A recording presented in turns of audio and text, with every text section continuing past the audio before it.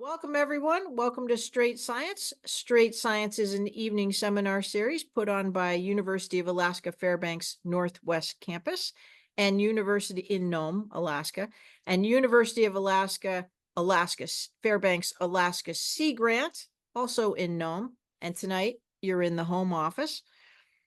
Both University of Alaska Fairbanks Northwest Campus and Alaska Sea Grant, we are public servants of the Bering Strait region.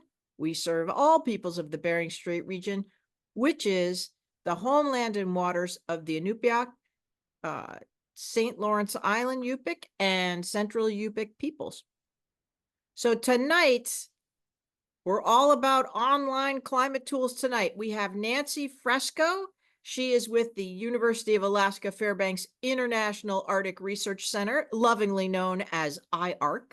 Often you'll hear IARC, and that is the International Arctic Research Center. And they're working on all things to do with how climate is impacting our way of life, and they're collecting tons of data, and they're getting that all straightened out. And one of the things they're able to do is to provide all of us online data tools. So I don't know much about this, but I know it could potentially be a big help for the region. And UAF IARC does lots and lots of things beyond this, beyond Nancy. And we're just glad we were able to catch Nancy for this one. And with that, take it away, Nancy, and let us know what you got for us. What is available to us out there for the Bering Strait region? Thank you so much for the intro and welcome everyone. And as Kay already said, I'm in Fairbanks, so I'm on Lower Tamanagh Denial lands on the Trothieta campus at UAF. And this is my office with a lot of old artwork by my kids behind it. I need to put up the new stuff. They complained. In any case, as noted in the introduction, I'm a climate change researcher. My background actually is a terrestrial biologist. I have been working outside of that zone for many, many years. I've been part of this research group at the International Arctic Research Center for a long time now, since 2007. And very briefly, what we try to do is take a lot of climate data and connect it to the actual things people care about, the questions people ask statewide. And of course, what those questions are very, very different depending on who you are, what matters to you, where you are in the state, and how you connect to the land, to the waters. And so for me, this is a learning experience as well as a chance to talk a whole bunch. So hopefully I'll be doing a fair bit of listening and there'll be some discussion. You'll have to bear with me a little bit as I go through slides and explain a little bit more about data and tools and what's available, and the people I work with who are really the programmers and coders and web designers and the data experts. But at the core of that is the question of what do we know about climate change? What can we learn from you, from your specific place, both physical, geographic place, but also your place in the world, about what's happening with climate change, and how can we make our data and tools better? How can we improve them so that they answer questions that people actually have? So I will start sharing some slides here to highlight some of what we've got. And whoops, I'm not even at the beginning of my slide deck. Okay. Okay, so we should now be in full screen mode. It's loading. There we go. It's perfect. There we go. And if at any point in time there are problems, you're not viewing things right, or I say something that doesn't make any sense, we're a small group. Please jump in and interrupt me, particularly Rick Toman. If I say something that's wrong, feel free to interrupt me. My colleague Rick is a climate expert who is based out of the same building as me, and he's been a speaker in this series in the past. So thanks for being here. I promised him at the beginning I wouldn't make him talk. So who are we? That top picture is the building that I'm in right now, which I'm pretty lucky about. Of course, it's pitch dark outside now, but it is a beautiful building with a beautiful view. But the point is, yes, we're located right here, landlocked in the middle of the state, and we try to wrangle data statewide for a state that has a heck of a lot of coastline and incredible diversity of people. And that's a tremendously large task. Even though we've been doing it for years, there's so much still to be done. A lot of what I'll be showing you today and talking about can be found at the website. So there are too many acronyms. It's really confusing. The acronym SNAP gets used. That's a food assistance program. It's really confusing. The Scenarios Network for Alaska and Arctic Planning is our research group within the International Arctic Research Center. So a lot of what I'm talking about is research done by that group. And that group is these people. There I am in the middle center of there. This is a fantastic group of people that I get to work with. A lot of them, as I said, are data wranglers and coders. So when I say, we did this or we created this data set, it's this whole gang of people, and we're always trying to figure out what questions people want answered. So that's the team. And when I say connecting real world questions about climate, this is kind of a humorous graph. It's a little joke on us in Fairbanks. We get bored all winter and we start gambling about the ice. I'm sure you've heard of the Nenana Ice Classic, maybe even throw in a few dollars all the way up from out in Western Alaska. The point of this graph, I find it entertaining to see that the dotted line that runs through it shows a really clear trend in climate. So these are the dates for a century of the ice going out on the Tanana River at Nenana. And if you crunch numbers, you're a math person, you say, wow, that's a statistically significant trend line. Climate change is really happening. It's showing this change over time. But if you're someone buying your tickets for the Nenana Ice Classic, the dots are all over the place, and the graph helps you only so much to think about when the ice will go out in this year so that you can win some money. And it's kind of an example of how data is useful, but also only useful in context. So the questions people have might not be the same as the data sets we have. Our job is to make them more useful. So that's the intro to me jumping in, showing you just a little bit of what we have.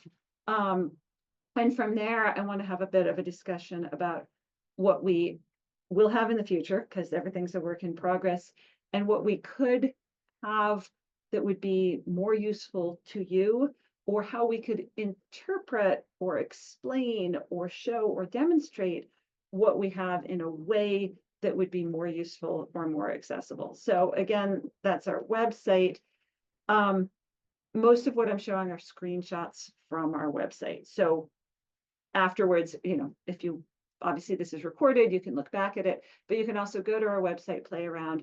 This is a screenshot of what we're calling tools, which are subsets of our website. They're little online sites that you can click on from our website to find specific information that you can get your hands into.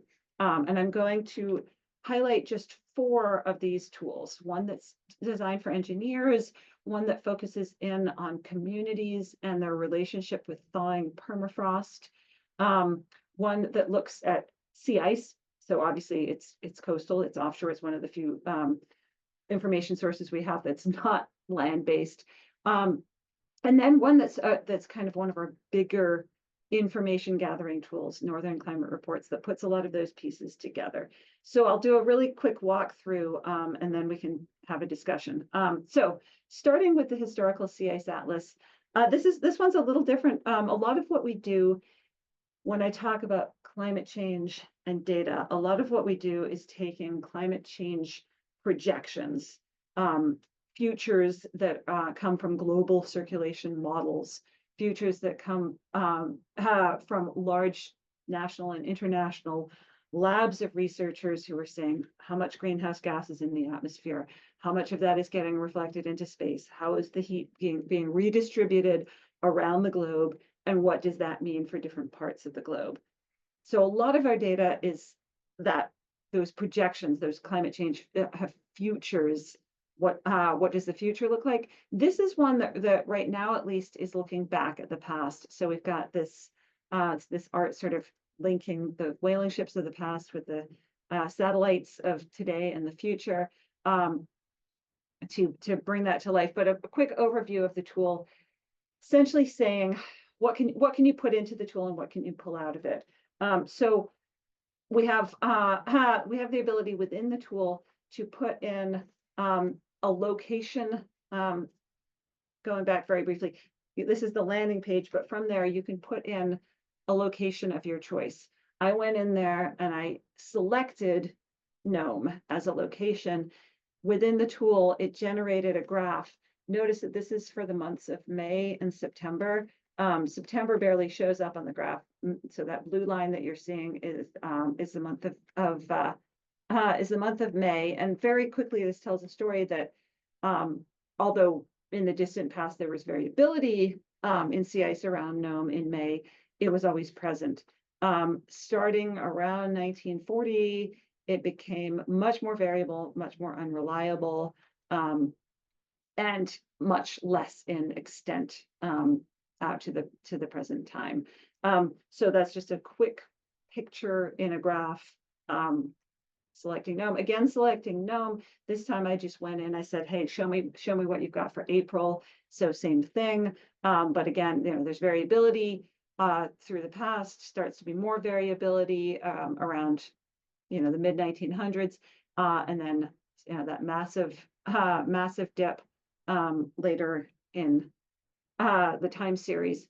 There are other ways of looking at the same data. This is from the same tool, the same different visualization, where you can see every month of the year in this graphic, and the white part is ice and the blue part is open water, so trying to make it intuitive, and seeing that change. Notice this goes top and bottom to top in terms of time, so the recent dates are at the top, so you're seeing more open water, and then those kind of mid shades are partial ice pack. So this is just different ways of presenting data, and this is the same thing. These are animations. I'm not going to play the animations now because things get messy trying to play animations within a Zoom. But if you go to the site here, instead of selecting Nome, this is the whole map of sea. So you see, of course, you've got coverage all around the northern and western parts of the state. If you play those animations over time, you see the ice seasonally coming and going, obviously in a seasonal rhythm, but then changing over time, again, from 1850s till today. And you can also download a poster. You can use that. You can put it up somewhere public. You can use it in a presentation. One thing that's hopefully nice and useful about all of these tools and info sources that I'm showing you is that they're all freely open access. We ask that you credit us if you put something, in a grant proposal, in a poster, in a curriculum, if you're using it to convince someone, or you're using it to leverage something in a grant, for example, saying, here's some information to back up what the person on the landscape might have already observed. So the goal, the vision is that these data sources could be used in tandem with what you know and have experienced on the land. So that's the very, very quick kind of drive through of that one tool, the Historical Sea Ice Atlas. This is moving fast because I'm going to show just a couple of screenshots from another of those 4 tools that I highlighted. Again, I'm only going to highlight 4 tools out of all that we have because I was trying to pick what might be most interesting to the Bering Strait. This one, Community Permafrost Tool, you can see on the map the communities for which this information is available. Obviously, coastal communities, it is more important, more crucial to figure out permafrost thaw, permafrost lost, because it affects issues of coastal erosion. If you no longer have the protective sea ice and you no longer have the frozen ground, and obviously many of you are experiencing that firsthand. Here, again, all the tools are designed so you get to choose things. In the previous tool, I selected Nome, got graphs for Nome. Here, you can select a community. Again, we've got Nome in there, and you can select what you'd like to visualize. Here, we're viewing risk level. There is there are multiple categories that relate to permafrost that are in this tool. So massive ice, thaw susceptibility, existing problems, so permafrost related problems on the land, permafrost occurrence, much of the state doesn't even have permafrost, permafrost temperature, and then overall risk level kind of combines all those other categories. So I pulled out Deering, Diomede, and Nome. I intentionally selected those three so you could see these circles for those three communities, and then below that also it's kind of the same information, but in chart form, where you can actually see. So for example, under temperature in the chart, MAGT is mean annual ground temperature. It's listed in degrees Celsius. So anything below 0 is frozen, but obviously if it's very close to 0, the freezing point, then it's going to be susceptible to thaw. So you can not only pull specific information for one community, but you can compare between communities in terms of what the overall risk might be for permafrost thaw and what's causing that. Is it because there's a tipping point for thaw due to temperature, or is it because the permafrost is very rich in ice, therefore structurally more susceptible, and so forth. Again, moving on really quickly, you just got 2 slides about that tool. I'm now going to talk about I'll talk in a little bit more depth about this tool that we call Northern Climate Reports, because this one pulls together a bunch of different information. And this is one that's, although it's complete, we may be in future tweaking it, adding more pieces to it, and we'd love input on how that could or should work. So this is just an intro slide. Some amazing people worked on this over many years, so credit where credit is due. And this grew out of a bunch of collaborative efforts from people who were experts in snow and ice, people who were experts in ecosystems and fire and hydrology. Again, my own background is in biology. I'm very, very reliant on other people's source of knowledge, and that heavily includes local knowledge as well as scientific knowledge. So a lot of people involved in the background science behind pulling together some of this. But the idea in putting together a lot of this information and trying to make it accessible is saying, what questions do people have in terms of the ongoing effects of climate change and what might happen in the future? How does the data relate to those questions? And how do we zoom it in to the place that you care about? So those are all functions that we really wanted to put into a tool, letting people zoom in to a community or a location or a park or a region, and then thinking about, okay, once you make that information accessible, what format should it be in terms of how are people trying to interpret or share that information? Are they putting it into a community plan, or are they putting it into a proposal to get funding to change something or do something on behalf of their community? Or are they protesting something that's happening, contacting lawmakers or land managers saying, look, this is what's happening with climate change. We know it. Here's some data that helps back up what we know. And so there's a hope that sometimes having a graph or a data set easily at hand can be empowering in that way. So quickly, how do you get through this tool? Step 1, you choose a location, and there are 3 ways you can do that. This is what the landing page looks like. Again, this is just a screenshot. You can put in a latitude and longitude. Not that many people have those memorized. You can choose a place by name, or you can search by these divisions like game units, boroughs, or you can just go click right on the map. So if you start typing, again, I started typing NOM, and it helpfully pops up. It's like, do you mean Nome? And we've tried to put in Indigenous place names. Tell us if we got any wrong, because we've got every community in Alaska on here, and we want it to be correct. So you can start typing in a place name, or you can go click on the map. So I did that, kind of clicked just somewhere in this region, and all of these blue areas that overlap highlighted and popped up in that right-hand overwhelming number of choices. Do you want Nome, the Nome River? Do you want, so these are all different hydrologic units, meaning watersheds. Do you want any one of these watersheds? Do you want any one of these named locations? So that just shows how many different ways you can search the same data set, depending on what area is of interest to you. I went back again and I said, no, let's just look at data for Nome. You get a loading page. And then what pops up is a whole summary for whatever area or region you've selected. So when you use this tool, it can feel a little overwhelming because you get a page that you can scroll right through. So you get this zoomed in little mini map, like, okay, that's what you picked. There you are, you're in Nome. And then you get a summary of what the climate change projections are for that location. Massive increase in temperature by the end of the century. Granted, I might not be around. I won't be around at the end of the century. Maybe my kids will be.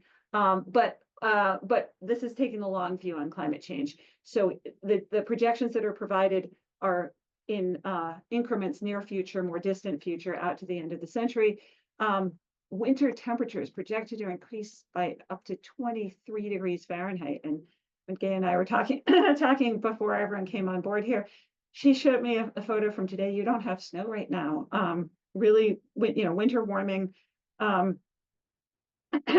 don't necessarily know what that means for the region, but you probably do know what that means. It changes by the end of the century of 23 degrees Fahrenheit in winter.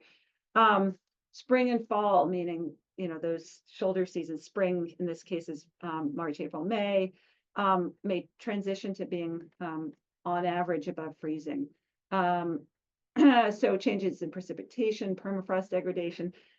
Some pieces of this, because this is statewide information, some pieces may be of little or no interest. You might not be concerned about flammability. There's a piece in there that is about spruce bark beetles. I had a lot of fun creating that model. You might be like, yeah, we don't care about spruce bark beetles.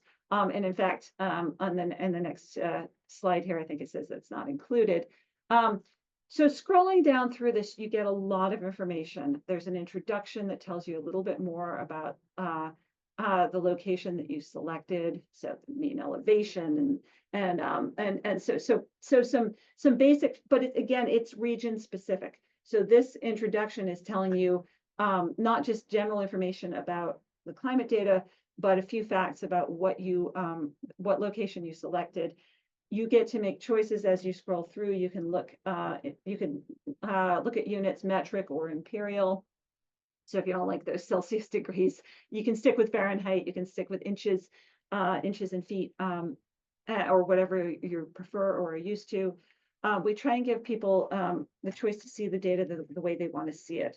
And then you can also use the table of contents to jump through. So there's information here about temperature, precipitation, hydrology, permafrost, wildfire, and it says there's no beetle information for this site. We will likely over time be adding even more categories here. So that's where things get interesting. As you scroll through, you'll see some graphs and charts. One thing for me to explain, if you're going to dive in and take a look at any of this yourself, this is a weird looking chart because each time period has multiple dots. And you say, well, which is the right dot? Well, that's where it gets into the projections of the future and using multiple models and also using different futures defined by the Intergovernmental Panel on Climate Change, the IPCC. We don't know how badly the 8 billion of us are going to behave out to the end of the century. We don't know exactly how much greenhouse gas is going to end up in the atmosphere. And the models vary from one another a bit. So we have these different greenhouse gas futures, different models. And we don't want to pull the wool over anyone's eyes and say, well, we're just going to pick one future to show from all of that. So we kind of show the full range. Makes it more confusing, but it also makes it more robust because we're saying, okay, there are multiple possible futures, but they're all a lot warmer than that historical, which is that first bar, 1950 to 2009. So you'll see that in all of these graphs and charts. The red number, this is the same kind of information, but in a chart format. I've circled in purple download temperature data as CSV, comma separated values. Those are spreadsheet values. So if you can download any of these data sets, and if you're like me and you're not someone who wants everything in the most tech format possible, but you can handle a spreadsheet, Excel, Google Sheets, you can dump any of these data sets into those formats and make your own graphs, make your own charts, share the information. Again, credit us, tell people where the information came from, but it's yours. It's yours to use. So this is where I want to pause a little bit. This is, again, something you'll find as you scroll through. But this is where we've started to play with the data a little bit and say, okay, sure, tell people it's getting 15 degrees warmer or 20 degrees warmer. That's not always how people think about climate change. What matters is, okay, yeah, but what are the really hot days going to be like? Or are we ever going to have cold spells anymore? Or how often will there be days that are truly cold? So using the power of math, we've come up with these different indicators, but these are not necessarily the right indicators for the questions that you might have. So these are discussion points. We would love to have indicators, definitions that would be useful to the largest number of people. These are ones for temperature. We've also got data for precipitation. These are currently what's in there as indicators. So what's the maximum that you would expect over one day for precipitation? Or what are the chances of having consecutive wet days or consecutive dry days or heavy precipitation days? But again, we're here in Fairbanks and we're trying to create these data sets for every single possible location all around the state. And so we need help from everyone in every region to come up with better thresholds, better better ways of wrangling the numbers so that actually answers questions you have. So we'll try to discuss that in a few minutes here when I get to the end of the slides. Quickly whipping through a little bit more of what's in there. We're still in Northern Climate Reports.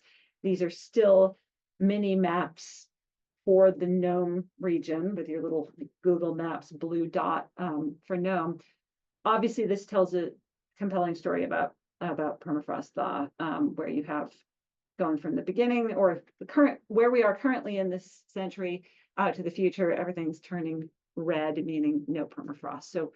So very very relatively swift change and complete change in permafrost in the region. Again, this is what the models are telling us.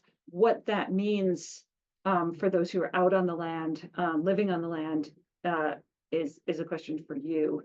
For anyone who's tech geek, I have a couple of slides about where this comes from and why, and what makes it flexible. Our tech team is really proud of being able to create a system that's flexible, where you can choose the location, you can choose the units, you can look at how different data plays with other data. So it's built on an application programming interface and API, which means that when you make that query, where it's pulling the data that you want, like, yeah, I want to know about permafrost, I want to know it for this location, I want it averaged across this decade and for this model. And so that's what, this is pretty new. This is in the past 2 years. The team has put all of this together, which means we have a lot more power of data flexibility than we did way back when we started in the dark ages in 2007, which is now a really long time ago. So you have data talking to the API and it gets stored or cached, and then it goes out into these web applications like the Northern Climate Reports. You don't have to know this part, but if you if you're interested, we're more than happy to talk way too much about it, and we like to talk about hypercubes. But again, you don't have to know how these are being built in the background, but that's the tech part of things. That segues into the last tool that I'm going to touch upon fairly briefly. I don't know if we have anyone here who is particularly interested in the engineering side of things, but we have another tool that's in our suite of tools that's also fairly new. It's the Arctic Environmental and Engineering Data and Design Tool. It's another one that's done for now, but still could be augmented and added to. This one is very much for the engineers, for people who want to look at things like frequency, snowfall, hydrology, heating degree days, freezing index, thaw. Really want to dig their hands into doing some calculations. But it also is built on that same API that is used elsewhere. So it's the same data, the same type of choices. You can choose a location, you can choose units. What comes out of it looks a lot more like a data set, and you can download full data sets, and you can find the source information and the metadata and so on, and all the academic references. So if you're someone who's saying, I need to know more, I want to know where this comes from, I want to take a deeper dive into this, this is a great place to go. But it's also got information that can be fun for the less tech user to browse. So highlighting red arrow on climate maps. There are maps in there as well as just pure data downloads. So these are some different data sets that show permafrost, mean annual ground temperature at 1 meter depth. So it's worth browsing through, even if you're not going to do a massive data download or use it for engineering specifications. The Arctic Data Collaborative is the pure data side of things. It's a work in progress. It's what that team of friendly individuals that I get to work with are laboring over right now. This is for those who want their data really in the pure form. Everything that we have is public access. Right now, again, this is a screenshot from the website. Note that it says, thanks for trying out this site. This is a public pre-release.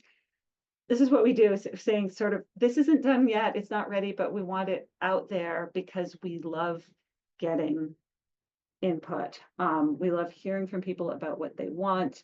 And that email address on there, UAF Snap Data Tools, that sends an email to all the smiling people in those bubble of peoples. And then we discuss, oh, who gets, is Charlie going to answer that? Is Bruce going to answer that? We have kind of a joke that there was someone asked a really interesting detailed question, and Charlie jumped on and answered first, but then there was a bunch of back and forth with different people adding to the discussion, and it was this great discussion, but this poor person thought that all the answers were coming from Charlie, and so no matter who answered, they kept addressing the person as Charlie. So we have this inside joke that we're actually all Charlie here. But in truth, there's so many questions that can be asked, and we truly, truly like receiving those questions. So never be afraid to email us. Very quickly, this is the coming soon in our data sets. CMIP 6, terrible acronym. That's the latest climate data from those global circulation models I talked about. So we've been dealing with updating all our data from CMIP 5, the older data, to CMIP 6, and in doing so, making things tidier, more accessible, more user-friendly. That's one circled in purple, sea ice concentration. We're trying to get some real time, not just that historical sea ice atlas that I showed you, but real time sea ice concentration. So you can go and say, what's the sea ice doing now? You'd still be able to look at the historical trends. Again, we would love feedback from people in your region about how to present that in a way that's useful. Snow data also says not implemented yet, in the works. We're trying to get the data set out there. If you're concerned about snow cover, about projections of snow cover, real-time snow cover, we would love to know what your real world questions are and what would be most useful to you. Freeze thaw cycles. It's above freezing, it's below freezing, it's above freezing. I know that Anchorage suffers horribly with that. They keep having to close all their schools because winter won't stay as winter, keeps doing bad slushy things. So those can be some of those indicators that I talked about, but those projections, but also real-time data of climate. And this is how things look right now for this data set.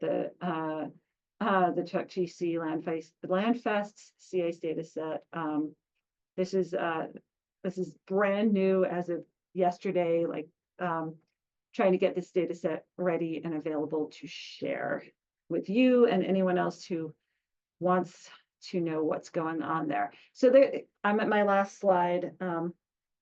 I talk a lot and I talk quickly. I just did a large information dump on you, but again, I talked about 4 of our tools. If you're a gardener, you might want to know about how possibilities are changing for crops as the climate warms. If you're particularly concerned about wind or fire, we have these other tools, and the data sets themselves are all available. So if you have a question about something that I didn't touch on at all, there may be data sets that either we have in our Arctic Data Collaborative or that we're hoping to put in there, or that you might know about and we don't, and we could learn about it and think about including that as well. So that was a lot. I apologize for it being a bit of an info dump, but maybe I could open things up for questions and discussion now. All right. Well, first off, thank you, Nancy. And I know I'm amazed, actually. I had no idea. And that is a lot of data. So first off, wrapping my head around that, because that's a hidden treasure trove, at least for this cat. And then second, for the straight science, I see we'll get to the chat. For the straight science audience, this is the time where you're thinking of your questions. This is the time also to show the speaker some love in the chat. So it's never easy to be, like, she's got kids back at home. They're probably going without dinner because you're going without dinner. But and so you've taken the time to show to let the Bering Strait know a little bit more about what's available. We're very appreciative on that. And if anyone in the audience wants to share a little love, it's always nice. Never easy to be a public speaker, especially after hours. So with family and everything else, you got to give up for the moment. So thank you very much for sticking with us tonight and helping us learn more about this opportunity. So jumping right into the chat while everyone's thinking of their questions. Is there a way, Megan Flory, is there a way to view other historical data? About a year ago, I was poking around the SNAP, that scenario. What's the SNAP mean again? Scenario. Sorry, I'm muted. Scenarios Network for Alaska and Arctic Planning. And it's funny, it was Scenarios Network for Alaska Planning right when we started in 2007. But very quickly, folks from Yukon and Northwest Territories said, we don't have a lot of data. We need help. So we kind of rolled them in. Okay. We would love to think Arctic wide, because I mean, we all know those divisions that humans place on the map aren't really real. Okay. So that's good. So this person was poking around the SNAP tools to find info about a bunch of Western Alaska airports for a DOT, Department of Transportation project. We were curious about precipitation trends when the airports were first constructed versus now, but couldn't find anything to that end. Essentially, our aviation engineers were trying to get a better understanding of how we got here. So the question is there a way to view other historical data? Within is the that's a great question. We as I kind of said at the start, I started with the historical sea ice atlas, but it's an unusual one for us because we don't usually specialize in historical data. Some of our data sets include a historical baseline. In fact, most of them include, because talking about the future only makes sense if you're comparing it to what was normal in the past. So most of our data sets include, sort of what were things like before climate change became severe. So what were things like in the middle of the 1900s, or the mid to late 1900s, and then what are the projections from there? Other historical data sets there's certainly some data sets out there that we would consider adding to the Arctic Data Collaborative, and that could be useful in that sense. The historical sea ice one is a rare one because it was pulled together from a lot of different data sources. It's just unusual to have anything like a coherent data set of that type that goes so far back. But there's more and more work being done to gather the knowledge of elders, to gather knowledge that exists in communities. It can be really hard to put it into spatial maps. But yeah, Yeah, Do you guys use the ASOS data when you're doing something? I was just seeing that airport precipitation. Do you guys, you, that would be National Weather Service? Do So you yeah, suck so that what I into? was just going to say, a lot of historical weather data is actually available from other sources. So different weather stations you can get online, and you can find historical precipitation temperature. It doesn't go back to 1850, certainly. It varies station to station how far back it's reliable. I don't know offhand. This might be a Rick Tillman question. He is by far more of a weather and climate expert than I am.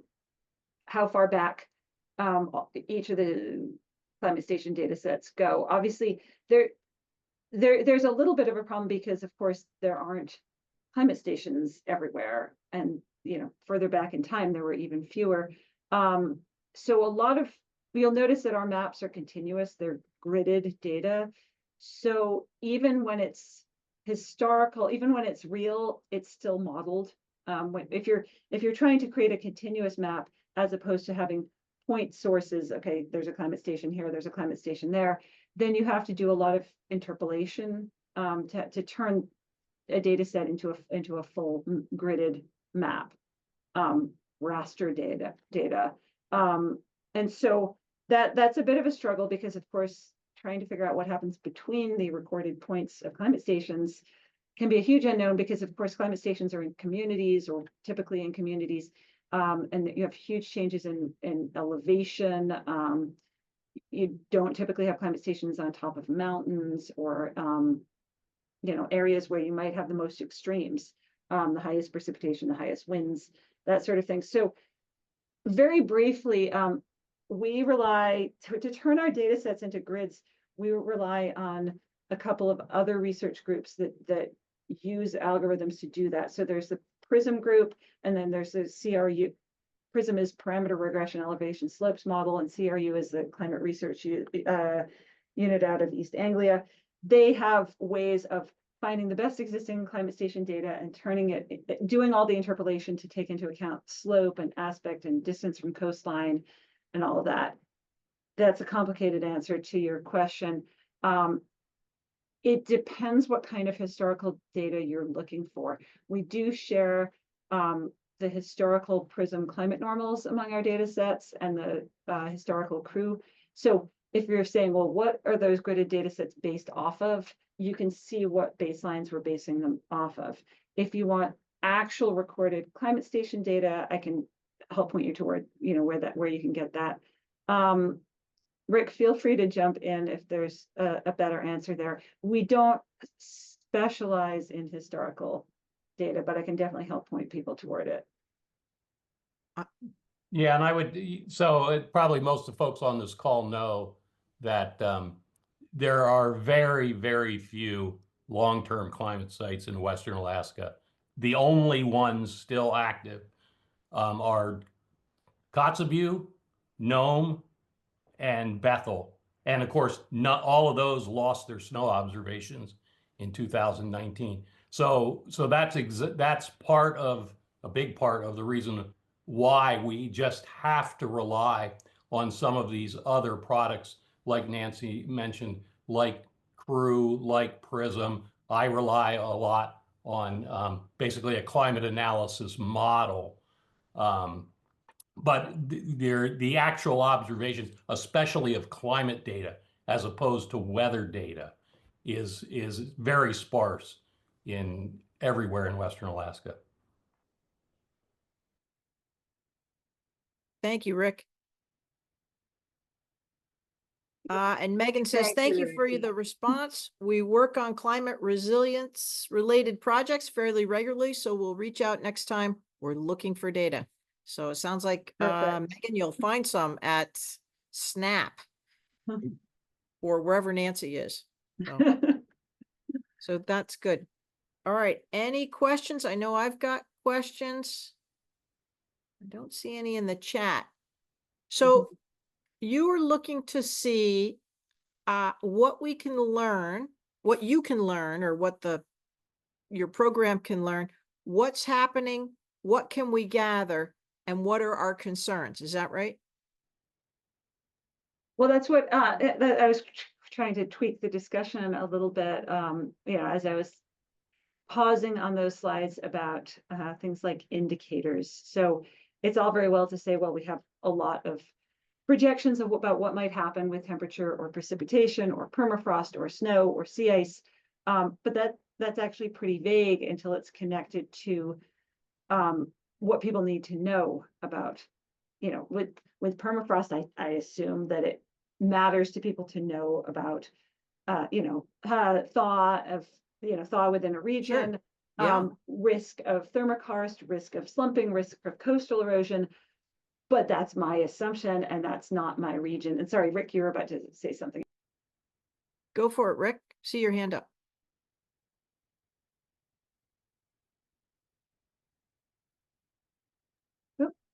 Rick's hand went down.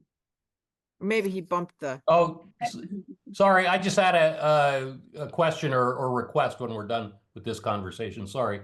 No, jump right in. Go for it.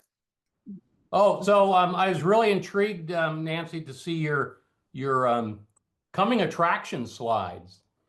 And one thing that I would like to see on there, and given the importance of the ocean environment to the Bering Straits region, having sea ice projections on there would be great. I'll put a bug in your ear to include in that oceanography section sea surface temperatures. Yeah, I had that one. See, Because, for basic reasons, but also, the increasing threat of HABs in the region. So having projections from CMEP 5 or 6 now of SSTs could be very useful for long-term planning for that kind of thing. And of course, all the, ice seals, the whole 9 yards. Yeah, I mean, that would be amazing. And I see among our participants, capital all caps Charlie, but I don't know if that's Charlie Parr or an entirely unrelated Charlie. I thought it was your Charlie, the whole Charlie. It's So I mean, everybody's Charlie. who are you, Charlie?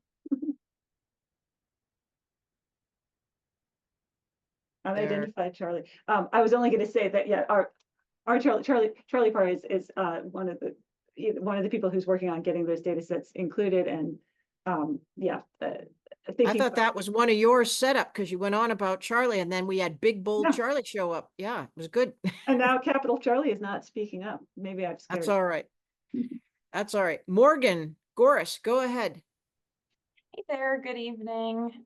Thanks so much, Nancy, for this great presentation. My name is Morgan Goris. I'm actually a scientist at Los Alamos National Laboratory in New Mexico. Oh, wonderful. But yeah, found this through the IARC group. And I specialize in studying like climate impacts on environmental infectious diseases, so like mosquito-borne diseases and such.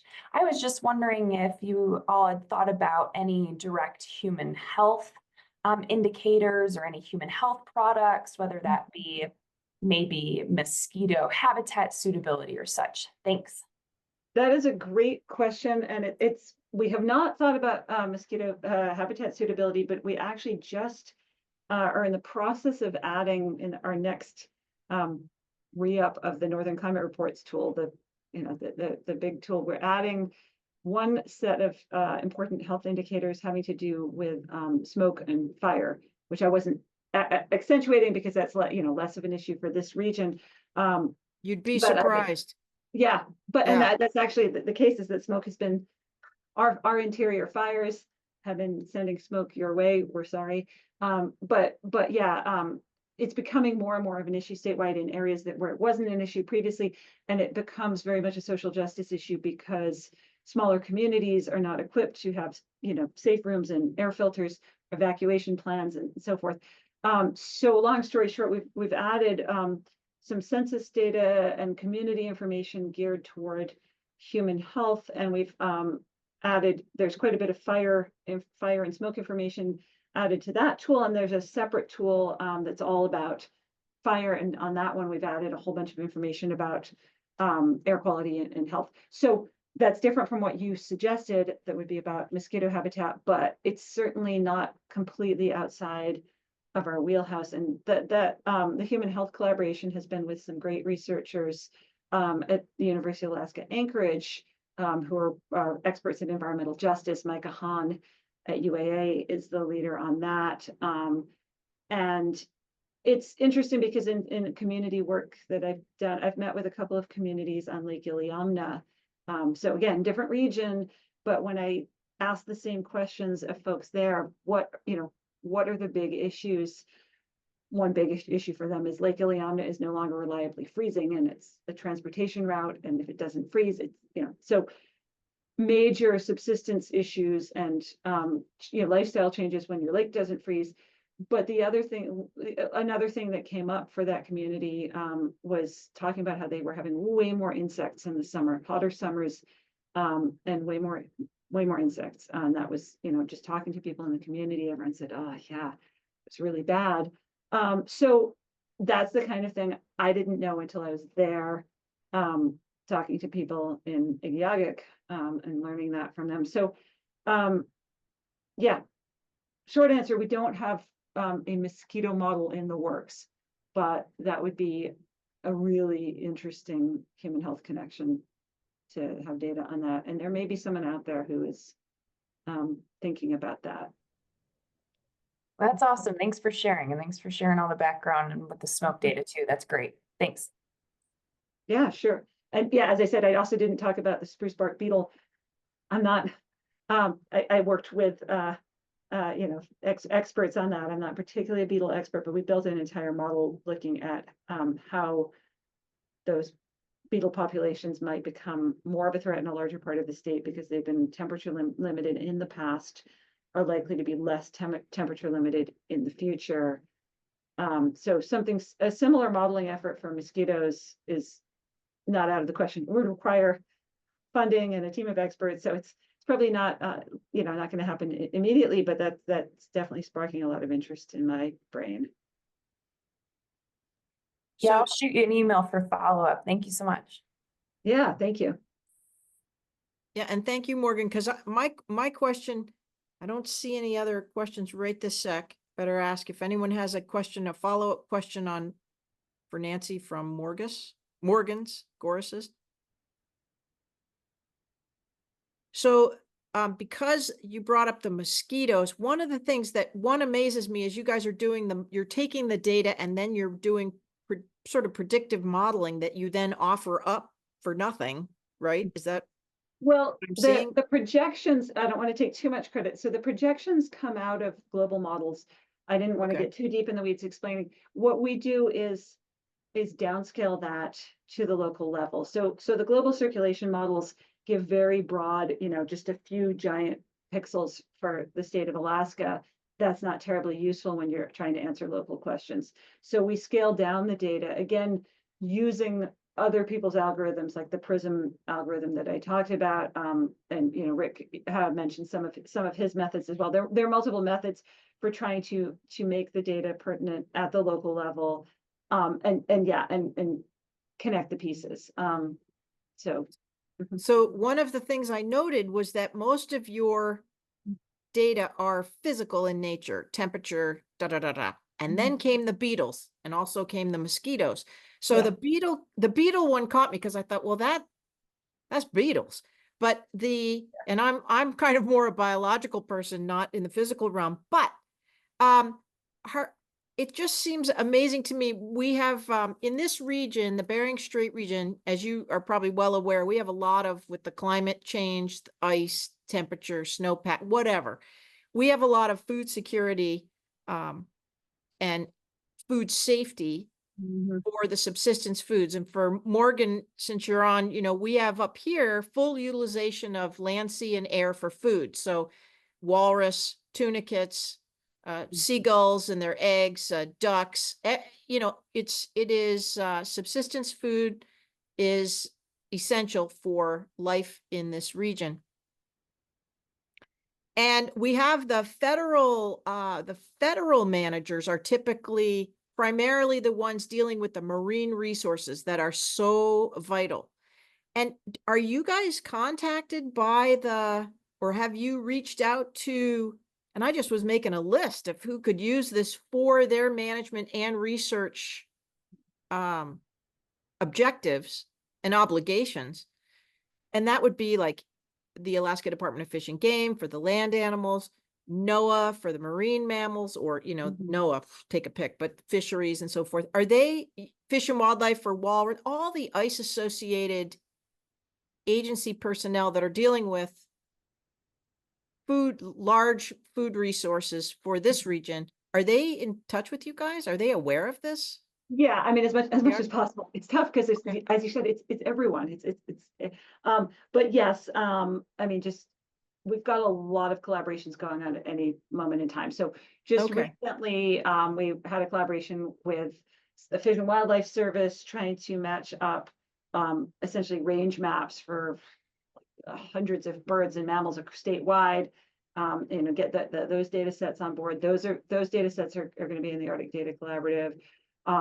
Yeah, so we can't be everything to Right. everyone, but we would Right. love it if the data sets that we have are useful to the people who have that expertise. So we're a little team, here crunching climate data. We can't be experts in everything.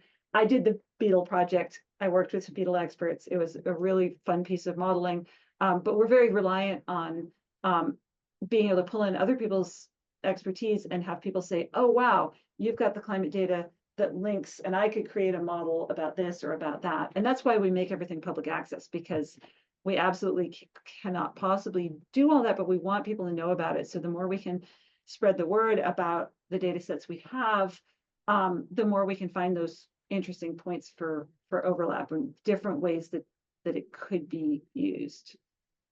And as you said, yeah, food security is so important. Being able to harvest. So, I mean, I know about, and I've worked with people who are doing berry research, trying to figure out, and they've worked with a lot of different communities. What berries are you picking? When are you picking them? How many are there? Keeping community data on berries and trying to figure out relationships with climate there. That's just one example. Yeah, so there's lots of other work going on, and people who have reached out to us and said, hey, we're doing this stuff with berries, and can we use your climate data? We say, great. If you can if you can pull in any conclusions from that, that would be wonderful. It's never enough. And when you showed the watershed for the map of the Nome area and you had all the rivers and things all mapped out, are you like, how do we help you? Are you in communication, or we have the Norton Sound Watershed Council? Are you aware of? Yeah, so things like they're watersheds, collecting? like the boundaries for watersheds like that we can pull in when other people are able to share, like Yeah. on an API. If someone else has an API, then we can like borrow data sets. I mean, if it's publicly shared, we say, oh yeah, we can pull in watersheds, and then make our information searchable by watershed. So that kind of thing. You can help them, and this region can help you, and then help you help us. Exactly. Yeah. If there are ways that data sheds. So when I talked about that human health project with the air quality, the people with the purple air sensors, that's available on an API. So we could like have ours talk to theirs and boom, put them together. So it's like, this is our map, but now it has air quality information on it, that kind of thing. But when it's personally held information, community information, then then we have to think about, and we also have to think about data sovereignty. I mean, communities' traditional knowledge is held by people, and it is valuable, and we don't want to steal data or take information from people. Sure. Yeah. We want to be really respectful about the information we share as well. So yeah, it can be complicated. It's wonderful for us sitting at a university to be able to put information out there, but we want it to be fair and clear and interpretable, and to respect, those who are out on the land using the data and living it. Wonderful. I'm just checking the chat. Trees and Dirt, thanks very much. I'm excited to know that this information is out there being collected and interpreted and made available and understandable and usable to the masses. Right on, Trees and Dirt. So you got lots of other thank yous and things like that. Any other I got a ton of questions, but I don't want to be the hog. So that's You can always track me down later. I know, I think I will. So anyone else have question for Nancy on all the data sets and what the Now, what would it be? Is it all under SNAP? This scenario? So in the presentation, I shared our main webpage, and from there you can get to the All tool, the others. but you can also get to, like, the raw data, and there's I should say there's also a lot of sort of extra reading you can do. So some of those questions about, wait, what is this? What is a global circulation model, and what is downscaling, and what exactly is happening in the background here? That information is there. We try to be really transparent about it. I didn't want to overload this talk with every possible detail about all the models we use and what we do behind the scenes, but that information is there on the website as well. So yeah.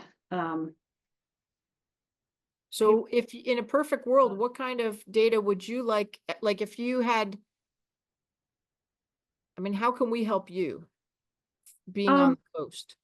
I think by asking us questions, oddly enough, that sounds funny, but I've already learned that the questions that got asked here, things about, okay, sure, this climate data looks interesting, but what about subsistence? Have you talked to this person? Have you talked to that person? Have you considered mosquitoes? Those asking questions is tremendously helpful to us. Going to the site and playing around with it, and then emailing us and saying, I don't understand this, or or this seems to be broken or not working, or where can I find a data set about that? Those are all really useful to us, because that gives us feedback on how people experience the tool, which can be tough for us to know. When you make something yourself and you've seen it too many times, and now you can't, it's like you've tasted your cookie batter too much and now you can't taste anything anymore. So Good analogy. not that I would ever do that at all. I just dumped in the chat that's our main, that's our website. It was in the talk Okay. as well. And from there you can navigate to all the info. But I think sometimes this has to sort of settle in your brain, and people might not have questions now, but they might say, oh, I'm going to go play around with that website and try out some of those other tools and see what was the garden helper or some other thing there, and then come back at us with questions, ideas. We're always looking for collaborations. We are reliant on like joint outside funding. If there's, if there are collaborations, if there are projects you want to work on with us, we welcome that. We can't always take on everything all at once, because you saw, the International Arctic Research Center is fairly big. You saw the really pretty building that we live in. The research team that I've mostly been talking about is quite small, but Rick, who's on here, is not part of that little team, but he's part of the broader community of IARC, and we have some amazing folks who work on different projects here. So like the Berry project I mentioned, not part of the SNAP team, but part of the IARC team. That's Katie Spellman's work. There are other people working on snow, and people working on ice, and people working on permafrost. It's a really collaborative environment, which is fantastic. But we still have so much to learn, and we have collaborators all around the state, but we always need more. And so it's fun to get to, even briefly meet some of you. Yeah. Well, thank you, because it sounds like there's a service for this region that we are just hearing, at least this cat is just hearing about. And so that's really exciting for me, to be able to maybe direct some questions your way, or our local, we have issues with industrial development, those kind of questions about permafrost and about, I don't know what, temperature, Check out the turbidity. engineering tool. Yeah, and it seems like anyone here who's a conduit for other people, you could say, oh yeah, well, they're go check out this website, see if any of that's useful. Ask questions of these people. That kind of stuff. Just spreading the word. It can be hard. We're all busy, and we all are diffuse, and Right. Yeah. But we I very learned much about the appreciate. Nome post office just at the beginning of this call. So Yeah, it's a confusing day, but we very much appreciate you sharing tonight with us. And if there's no other questions, comments, or thoughts, we will close it out. For next Wednesday, Straight Science is going to be on Wednesday next on the 15th, and we're going to have Kim Sheldon. She is with the NOAA Alaska Fisheries Science Center Large Cetacean Assessment Program. And she has the results of the 2024 Norton Sound, Yukon River Delta Beluga Whale aerial survey that went on. You may have seen the plane in July. It was like a twin otter here in Nome for a couple of weeks. So we will hear more about that on Wednesday. Straight Science will be on a Wednesday. Port Commission meeting on Thursday. So with that, Nancy, if you don't mind staying on for a sec, we'll let all these nice people, or Rick, you're always welcome to join wherever, but we'll let all these nice people carry on with their evening. Thank you all so much for coming. Have a good night. Thanks, everyone.